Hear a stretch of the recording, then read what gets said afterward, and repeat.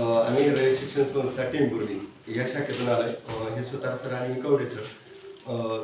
तर आमच्या रयत शिक्षण संस्थेविषयी तुम्हाला थोडक्यात माहिती सांगणार आहे. आमच्याकडे 5वी पासून 10वी पर्यंतचे वर्ग आहेत आणि ज्युनियर कॉलेज पण आहे. आणि आमच्याकडचे जे विद्यार्थी आहेत 5वीला ॲडमिशन घेण्यासाठी 8वीला ॲडमिशन घेण्यासाठी सर्वांना ॲडमिशन मिळेल. गुरुकुलसाठी सुद्धा ॲडमिशन मिळेल. आणि दुसरी गोष्ट, आमच्याकडे सगळे डिजिटल वर्ग असतात, म्हणजे सगळ्या वर्गांमध्ये इंटरॅक्टिव्ह बोर्ड आहेत.